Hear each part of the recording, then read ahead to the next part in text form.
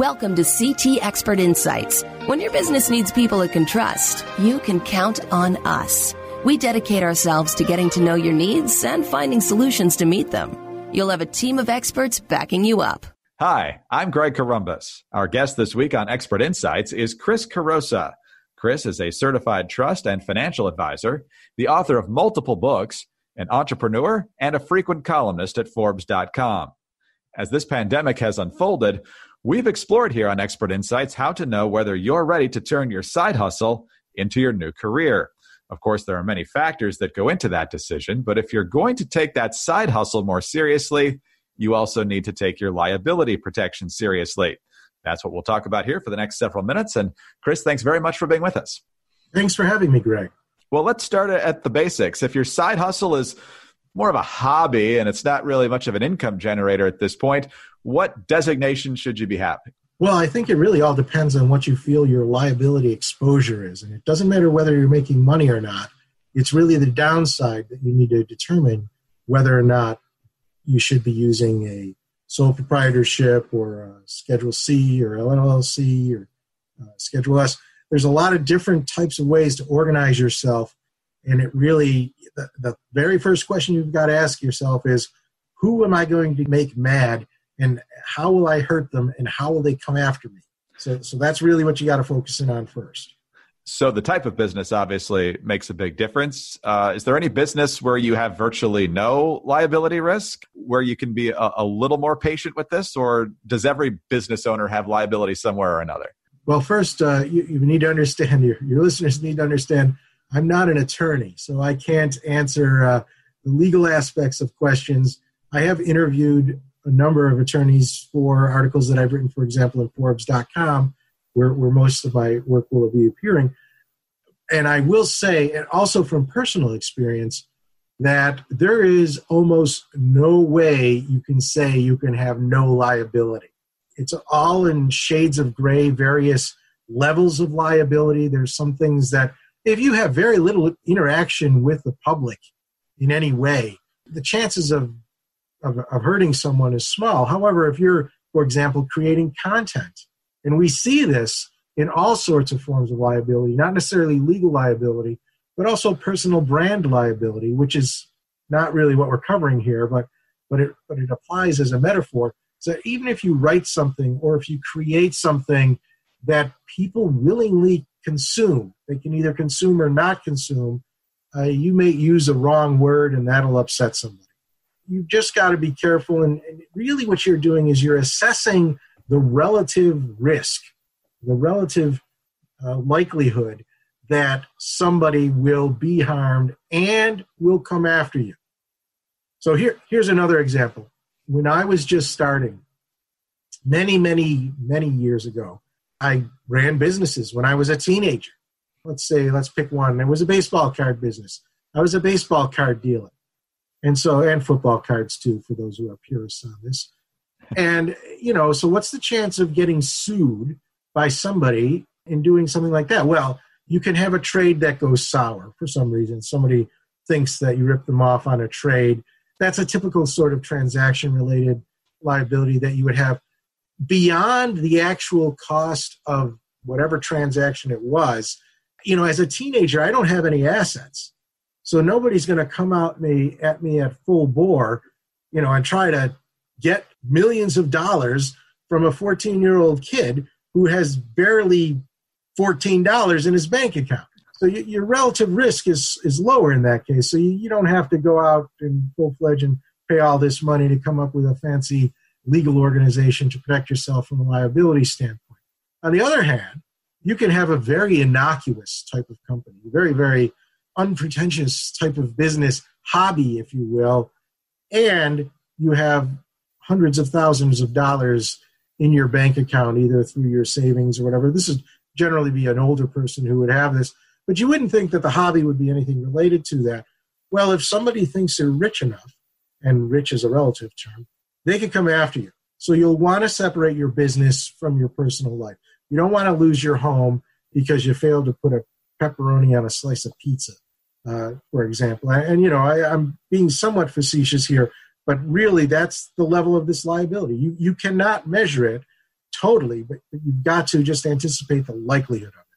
And so, according to the column you wrote for Forbes, that's where one of the weaknesses for sole proprietorship comes in, because your personal assets are not necessarily protected. And so then other options come into play, like an LLC, Schedule C, Schedule S, like you mentioned before. And so then it becomes a little bit of a debate about when is the right time to pull the trigger on that. In fact, the experts in the column, one said, oh, if you've got one paying client, you should probably have something other than a sole proprietorship. Other people saying, there's some costs associated with having those entities that might be more than your income. So maybe more like 50 or 60,000 in income is the time to make that jump. So is there a consensus from the experts out there on this? This is a classic case where you ask 12 experts for their opinion on it and you'll get 24 answers.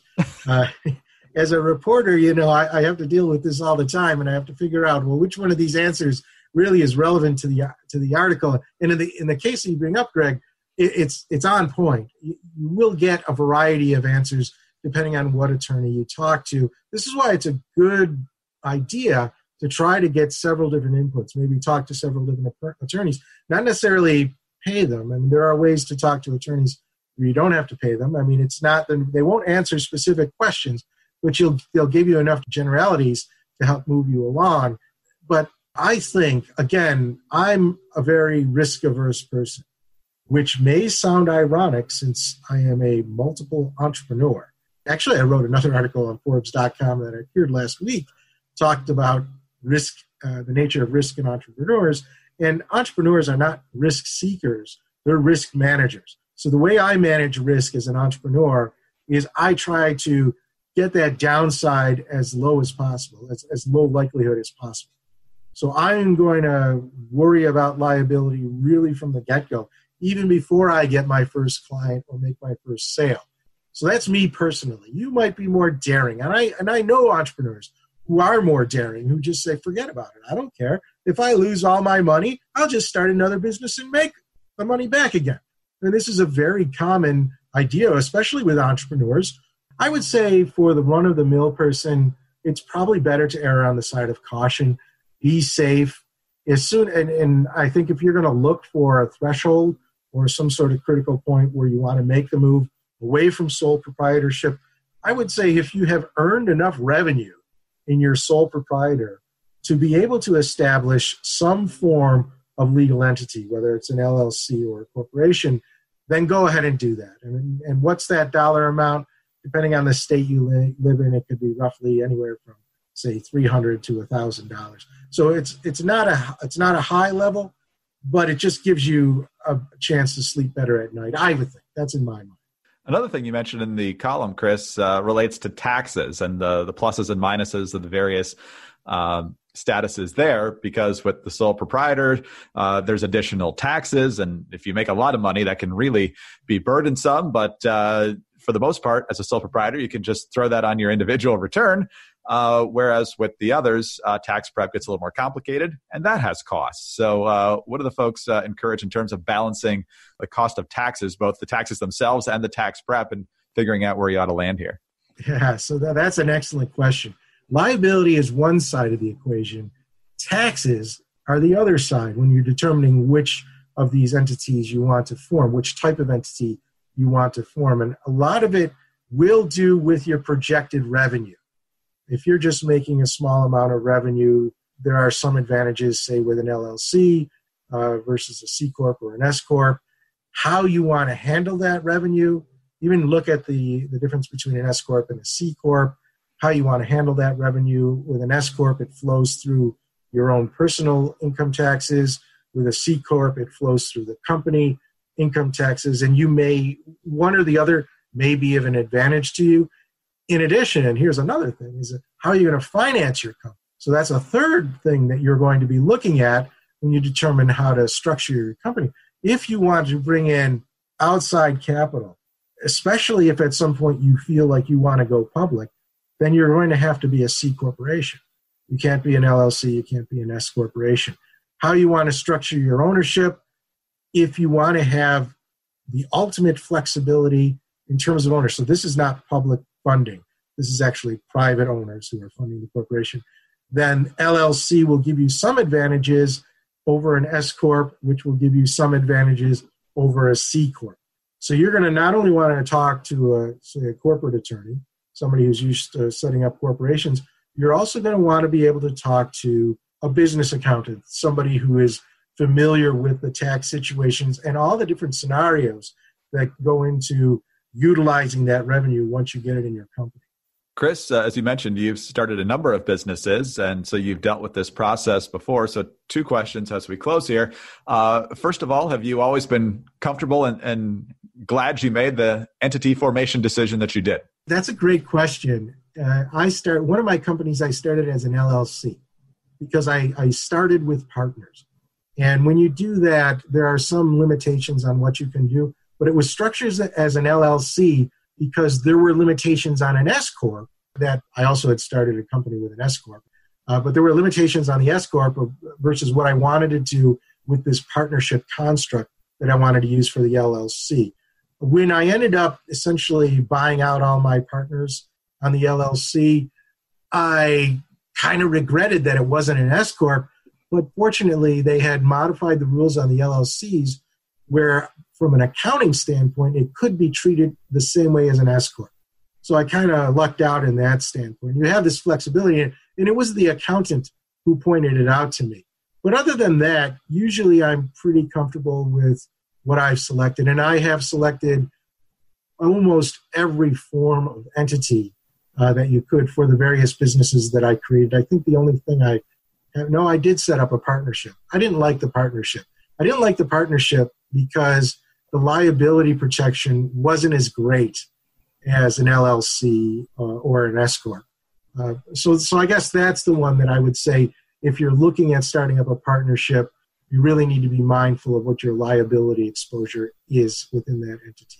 And lastly, Chris, you mentioned before that you're not an attorney and some legal assistance will be required usually to establish these entities. But from the perspective of someone who's not formally trained legally and as an entrepreneur, is this a daunting process to choose and to go through the process? Or is it something that's fairly easy to understand usually? You know, I will tell you the honest truth was that I was intimidated by this whole concept, this whole legal concept. I'm just really afraid of the law and legal matters because I don't really know. I'm not an expert on that stuff. And even when I would talk to attorneys, I was kind of intimidated by them. But what I found is, first of all, you find attorneys via your normal everyday living, the clubs you join, the organizations you belong to, not the companies that you belong to, but these social groups or these service clubs, like Rotary or whatever, something like that, where there are attorneys and, get to talk to them, go to the meetings, go to the chamber meetings where they have attorneys talking, and you will get more comfortable with the nature of the questions that you need to ask. And eventually you'll get to the point where I'm at right now, where it's like, secondhand, I'm not an attorney, but I probably know all the questions that you need to ask an attorney, at least at the very, very minimal level.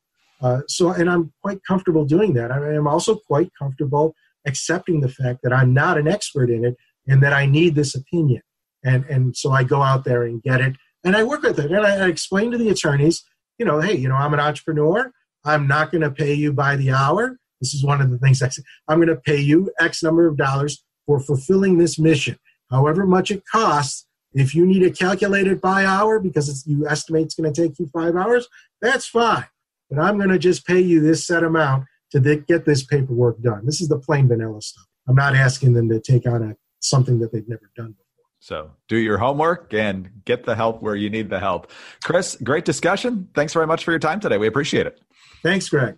Chris Corosa is a certified trust and financial advisor, the author of multiple books. He's a serial entrepreneur and a frequent columnist at Forbes.com.